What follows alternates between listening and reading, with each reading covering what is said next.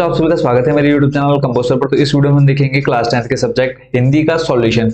और लगातार बच्चों के कमेंट आ रहे थे कि सर हिंदी का सॉल्यूशन डाल दीजिए, और खास करके जो आपके किस बुक से रिलेटेड है। ठीक है, तो इस वीडियो में आप सिर्फ देखेंगे सॉल्यूशन। मैंने आपको एक पेपर ऑलरेडी दे दिया था, जिन बच्चों ने पेपर नहीं देखा तो यूट्यूब पर सर्च कर लेंगे आप लोग, अर्धवार्षिक परीक्षा हिंदी कंपोजर क्लास 10th। ठीक है, तो ये सर्च करेंगे आपको पेपर भी मिल जाएगा।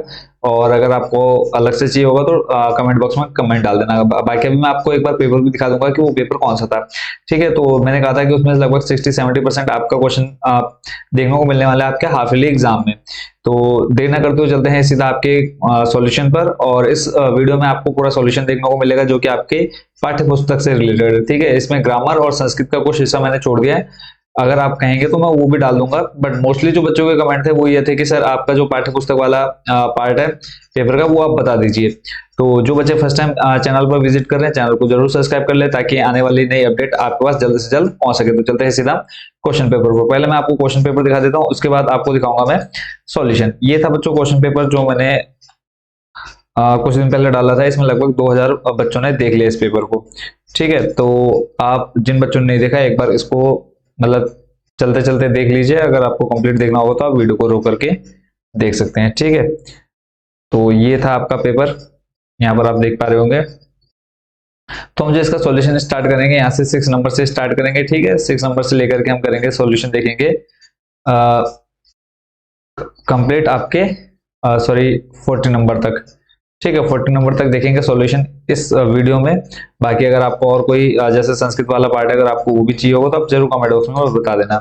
और अगर इसमें थोड़ी बहुत मिस्टेक हो तो जरूर आप कमेंट बॉक्स में बताइए कि सर ये वाला क्वेश्चन कहीं पे मिस्टेक है, क्योंकि ये बच्चों से मैंने सॉल्व कराया, क्योंकि मेरे पास बिल्कुल टाइम नहीं रहता, सारा दिन स्कूल में निकल जा रहा है आजकल। क्योंकि टाइमिंग आपको पता है कि चेंज हो चुकी है। अभी आप लोगों की टाइमिंग मॉर्निंग में हो चुकी है, कितने से कितने बजे, 9 बजे से लेकर के लगभग 3:30 बजे तक सभी स्कूलों में चेंज हो चुकी है। और आप लोग बताना कि किस किस स्कूल में हो चुकी है कमेंट करके। तो देखते हैं सॉल्यूशन इसका। देखो वहां पे आपने क्वेश्चन, यहाँ पे आपको question with solution with answer मिलेंगे देखने को। तो पहला वहां पे आपने क्वेश्चन देखा था ग्रामर सेक्शन में। ठीक है, 6 नंबर में द्विज शब्द का अर्थ बताना था। तो द्विज शब्द का अर्थ होता है ब्राह्मण। नेक्स्ट है आपका पयोदर का समानार्थी शब्द क्या होता है। तो पयोदर का समानार्थी शब्द बादल होता है।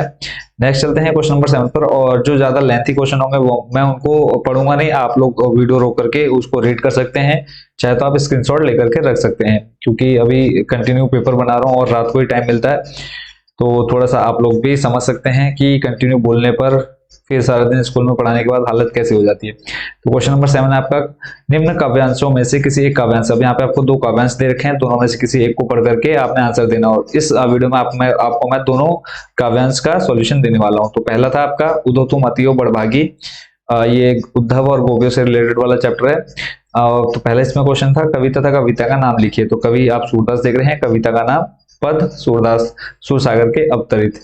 ठीक है, उसके बाद सेकंड नंबर था खा उद्धव को सौभाग्यशाली क्यों कहा गया है। तो यहाँ पर आप वीडियो को रोक करके पूरा सॉल्यूशन पढ़ सकते हैं। यहाँ से देखो उद्धव को सौभाग्यशाली इसलिए कहा गया है कि यहाँ से लेकर के यहाँ लास्ट योग साधना का संदेश ना देते।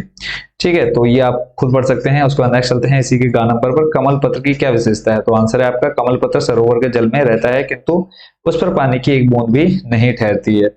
नेक्स्ट इसी के अथवा में जो क्वेश्चन दे रखा था आपको, विकल विकल बादल गरजो, यानी बादल गरजो कविता का नाम है। यहाँ पे आपसे पूछा है इस पदांश का भावार्थ लिखिए, यानी अर्थ लिखना था। तो आप वीडियो रोक करके या स्क्रीनशॉट लेकर के इसको पढ़ सकते हैं। ठीक है, भावार्थ लिखना था तो भावार्थ आपको पूरा कंप्लीट लिखना है। तो ये हो गया उसका भावार्थ कंप्लीट।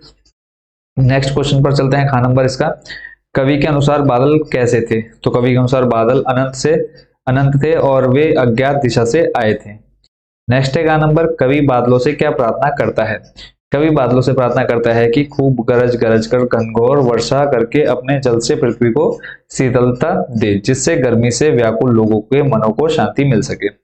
नेक्स्ट, और आपको बता दो कि आपके जो मेन एग्जाम होंगे फरवरी मार्च के बीच बीच में आप लोगों को कंप्लीट होने, तो हाफ ईयरली के साथ साथ मेन एग्जाम की तैयारी भी अच्छे से करते रहिए। और मेन एग्जाम की तैयारी में आप लोगों को बहुत अच्छे से कराने वाला हूँ। वहाँ पे मैं आपको एक एक टॉपिक पूरा डिटेल से बताने वाला हूँ। तो जो बच्चे फर्स्ट टाइम चैनल में विजिट कर रहे हैं चैनल को जरूर सब्सक्राइब कर लीजिएगा। 8 नंबर है, निम्नलिखित प्रश्नों में से किन्हीं 2 प्रश्नों के उत्तर दीजिए। अब यहाँ पे आपका फिर से काव्यांश वाला छूट गया, फिर उसके बाद आपकी जो काव्य वाली, कविता वाली, स्टोरी सॉरी पोएम्स वगैरह हैं, तो वो उससे रिलेटेड क्वेश्चन यहाँ पे आपको देखने को मिलेंगे। क्या नंबर है, उद्धव के व्यवहार की तुलना किससे की गई है, तो उद्धव के व्यवहार की तुलना कमल पत्र और तेल भरी कगरी से की गई है। फिर नेक्स्ट है आपका, हारिल पक्षी की क्या विशेषताएं बताई गई हैं। ये मैं आपको फिर से बता दूं कि ये सॉल्यूशन जो आप देख रहे हैं बच्चों ने किया है, क्योंकि टाइम मेरे पास बिल्कुल नहीं हो पा रहा था, तो बच्चों को जहां प्रॉब्लम हुई थी वहां पे मैंने बता दिया था उनको। तो हारिल पक्षी की क्या विशेषता बताई गई है, हारिल पक्षी अपने पंजों में हर समय एक लकड़ी दबाए रहता है, उसका साथ नहीं छोड़ता। इसी प्रकार गोपियों ने भी अपने हृदय में श्री कृष्ण को धारण कर लिया है, जिन्हें अब उनका हृदय किसी भी प्रकार त्याग नहीं सकता है। नेक्स्ट गा नंबर इसी में, परशुराम, अब यहाँ पे कोई आपको दो क्वेश्चन करने थे। परशुराम के क्रोध का मनुष्य कारण क्या था, परशुराम के क्रोध का मुख्य कारण क्या था। अभी लाइटिंग बहुत ज्यादा पड़ रही है आंखों पर, इसलिए थोड़ी प्रॉब्लम हो रही है। परशुराम के क्रोध का मुख्य कारण क्या था, तो श्री राम द्वारा शिव जी का धनुष तोड़ दिया गया, यही परशुराम जी के क्रोध का मुख्य कारण था। नेक्स्ट चल रहे हैं क्वेश्चन नंबर 9 पर। यहाँ पे अट नहीं रही है, कविता में किसका चित्रण है, तो इसका पूरा सॉल्यूशन आप यहाँ से पढ़ सकते हैं। इसको थोड़ा सा मैं छोटा कर देता हूँ ताकि पूरा आंसर एक ही पेज में आ जाए आप लोगों का। ठीक है, आप स्क्रीनशॉट लेकर के इसको पढ़ सकते हैं। नेक्स्ट क्वेश्चन है, गोपियों को करुई ककड़ी की तरह क्या लगता है, तो इसका आंसर भी आप यहाँ से पढ़ सकते हैं, पूरा कंप्लीट देख रहे हैं आप स्क्रीन पर। ठीक है, क्वेश्चन है, गोपियों को करुई ककड़ी की तरह क्या लगता है। अगर कोई लाइन या कोई सेंटेंस समझ में नहीं आया तो कमेंट बॉक्स में बता देना, मैं अलग से इसकी पीडीएफ आप लोगों को दे दूंगा। नेक्स्ट चलते हैं क्वेश्चन नंबर 10 पर। निम्न गद्यांश को पढ़कर नीचे दिए प्रश्नों के उत्तर लिखिए। अब यहाँ पे आपका गद्यांश से रिलेटेड है, जैसे पहले काव्य से रिलेटेड आपको 2 पोएम दी थी, ऐसे अब गद्य से रिलेटेड 2 गद्य दे रखे हैं। पहला है बाल गोविंद, और उसके बाद ये बाल गोविंद वाले चैप्टर से पहला आपका है क्वेश्चन, इसमें पाठ तथा लेखक का नाम लिखिए। पाठ का नाम बाल गोविंद भगत और लेखक आपका रामवृक्ष बेनीपुरी। नेक्स्ट है आपका खा नंबर इसी में, गद्यांश में साहब किसे कहा गया है, प्रस्तुत गद्यांश में साहब कबीर को कहा गया है। नेक्स्ट चलते हैं इसी के गा नंबर पर, बाल गोविंद भगत के चरित्र की कौन कौन सी विशेषताएं बताई गई हैं, तो यहाँ पे आप देख रहे हैं बाल गोविंद भगत के चरित्र की विशेषताएं, साधु प्रवृत्ति के थे, कबीरपंथी के आदर्शों को मानने वाले थे, वे कभी झूठ नहीं बोलते थे, फिर सभी के साथ समान व्यवहार रखते थे, नियम के पाबंद थे, और वे दान करने में कभी भी पीछे नहीं रहते थे। बाल गोविंद भगत संतोष स्वभाव के भी थे। ठीक है, संतोषी स्वभाव के भी थे। तो आप चाहे तो स्क्रीनशॉट ले सकते हैं इसका। इसी के अथवा में आपका फादर बुलकेश, हिंदी, जिस फादर बुलके की जो मुख्य चिंता का विषय था वो था हिंदी को राष्ट्रभाषा बनाए जाने को लेकर के। यहाँ पे वही सेम क्वेश्चन है कि पाठ पर लेखक का नाम बताइए। पाठ आपका मानवीय करुणा की दिव्य चमक, लेखक आपके सर्वेश्वर दयाल सक्सेना। तो आपको मैं एक चीज और बता दूं कि जितने भी चैप्टर और जितनी आपकी कविताएं हैं, सबके आप राइटर और पोएम नेम याद कर लीजिए, यानी कविता तथा कवि का नाम अच्छे से याद कर लीजिए। इसी में खा नंबर क्वेश्चन था, फादर को क्या चिंता थी, तो वही हिंदी को राष्ट्रभाषा बनाए जाने की जो मेन उसको प्रॉब्लम समस्या थी। नेक्स्ट चलते हैं क्वेश्चन नंबर 11 पर। यहाँ पे क्या निम्नलिखित प्रश्नों में से किन्हीं 2 प्रश्नों के उत्तर देने हैं। मोस्ट इंपोर्टेंट क्वेश्चन है, सेनानी ना होते हुए भी चश्मे वाले को लोग कैप्टन क्यों कहते थे, तो यहाँ पर आप इसको पढ़ सकते हैं पूरा, कि वो नेताजी की मूर्ति के चश्मा बदल देता था, इसलिए उसे लोग कैप्टन कहते थे। नेक्स्ट है, भगत की पुत्र वधु उन्हें अकेला क्यों नहीं छोड़ना चाहती थी, इसलिए नहीं छोड़ना चाहती थी क्योंकि उनके पुत्र का क्या हो चुका था, मृत्यु हो चुकी थी उनके पुत्र की, और वो उनके वृद्धावस्था में उनको अकेला नहीं छोड़ना चाह रही थी। ठीक है, तो यहाँ पर आप पूरा पढ़ सकते हैं। नेक्स्ट चलते हैं क्वेश्चन नंबर गा की तरफ। फादर की उपस्थिति देवदार की छाया जैसी क्यों लगती है, तो देवदार हिमालय पर, ये आप पूरा आंसर इसका पढ़ सकते हैं। ठीक है, थोड़ा डिटेल में लिखा हुआ क्वेश्चन, ये जो आपका है 2 या 3 नंबर का क्वेश्चन है, तो धीरे धीरे आप पढ़ सकते हैं। देखो, मैं आपकी पूरी हेल्प करूंगा, बस थोड़ा सा आप लोगों को समझना होगा, क्योंकि कंटिन्यू बोलना, और इतना अगर मैं कंटिन्यू बोलूंगा तो बहुत मुश्किल हो जाएगा मेरे लिए, क्योंकि अभी कुछ साल और अच्छे से जीना चाहता हूँ अभी। ठीक है, अगर कोई चीज आपको समझ में आए तो कमेंट बॉक्स में जरूर बता देना। नेक्स्ट चलते हैं, स्वयं प्रकाश की कहानी नेताजी का चश्मा की विषय वस्तु क्या है, तो यहाँ पे आप देख सकते हैं, चारों ओर सीमाओं से घिरे भूभाग का नाम ही देश नहीं होता, देश बनता है उसमें रहने वाले सभी नागरिकों, नदियों, पहाड़ों, पेड़ पौधों, वनस्पतियों, पशु पक्षियों और इन सबसे प्रेम करने तथा इनकी समृद्धि के लिए प्रयास करने का नाम देशभक्ति है। नेताजी का चश्मा कहानी कैप्टन चश्मे वाले के माध्यम से देश के उन करोड़ों गुमनाम नागरिकों को नागरिकों के योगदान को प्रकट करती है जो इस देश के निर्माण में अपने अपने तरीके से योगदान देते हैं। तो कहानी इसी भावधारा पर आधारित है कि देश का प्रत्येक नागरिक, बच्चा, बूढ़ा, नौजवान अपने अपने क्षेत्र में कार्य करते हुए भी देश की सेवा करके अपनी देशभक्ति का परिचय दे सकते हैं। तो ये कंप्लीट आंसर था। नेक्स्ट क्वेश्चन है खा नंबर, इसमें मानवीय करुणा की दिव्य चमक में लेखक ने क्या विचार प्रकट किए हैं। तो इसका आंसर भी आप यहाँ पे पूरा कंप्लीट पढ़ सकते हैं। ठीक है, जो चीज समझ में नहीं आएगी जरूर कमेंट बॉक्स में बताना मेरे को कि सर ये चीज हमको समझ में नहीं आई। यहाँ पे आप पढ़ सकते हैं। आप स्क्रीनशॉट लेकर के इसका कंप्लीट आंसर पढ़ सकते हैं। मैं धीरे धीरे इसको नीचे ले चलता हूँ।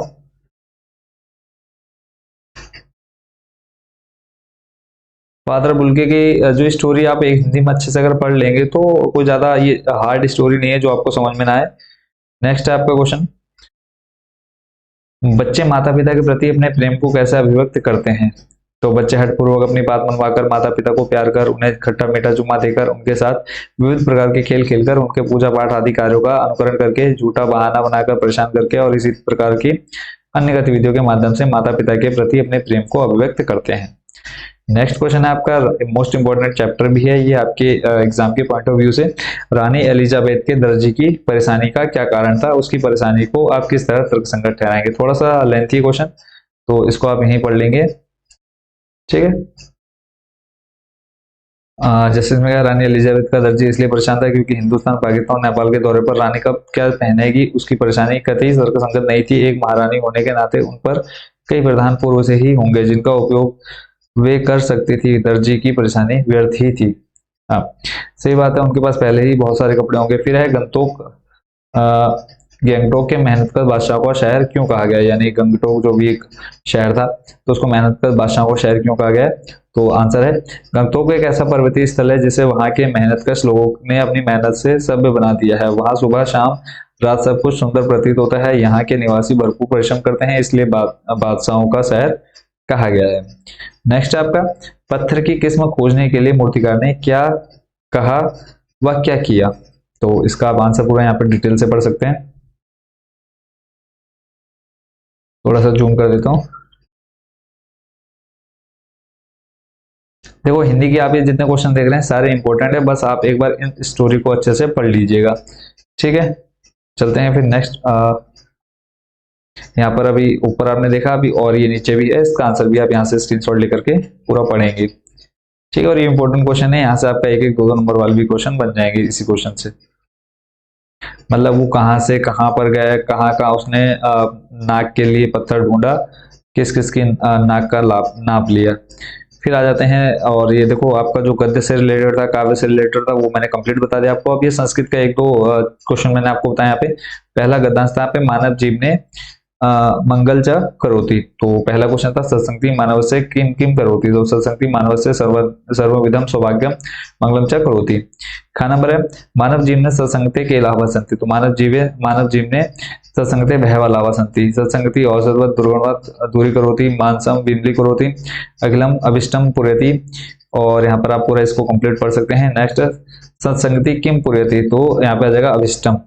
तो उसके बाद नेक्स्ट आपका इसी में आपको एक काव्य दे दिया है और बोला है कि दो में से किसी एक को पूरा करना है। ठीक है, तो यहाँ पर आप इन संस्कृत वाले क्वेश्चन का भी आंसर देख सकते हैं और ये आपका लास्ट है। और इसी के साथ आपका जो क्वेश्चन पेपर था, ठीक है, मैंने आपको दिया था सैंपल पेपर 2022-23 का, तो ये हो चुका है कंप्लीट। अगर इसके अलावा भी आपको इसी हिंदी में जैसे ग्रामर सेक्शन का थोड़ा बहुत रह गया और संस्कृत का थोड़ा बहुत रह गया, अगर आपको वो भी चाहिए हो तो जरूर कमेंट बॉक्स में बताना, क्योंकि ज्यादातर बच्चों की कमेंटेड ये थी कि जो काव्य और गद्य वाला पोर्शन है वो उसका सॉल्यूशन आप दे दीजिए। तो आई होप आप सभी इस पेपर को बहुत अच्छे से प्रिपेयर कर लेंगे ताकि आपके एग्जाम में अच्छे से अच्छे मार्क्स आ सके। और जो बच्चे चैनल पर फर्स्ट टाइम विजिट कर रहे हैं तो चैनल को जरूर सब्सक्राइब कर ले, ताकि आने वाले जितने भी इंपॉर्टेंट क्वेश्चन है या जो भी इंफॉर्मेशन रहती है आपके एग्जाम से रिलेटेड वो आपको जल्द से जल्द मिल सके। तो मिलते हैं नेक्स्ट नई वीडियो में नए टॉपिक के साथ। Thank you so much watching for this video.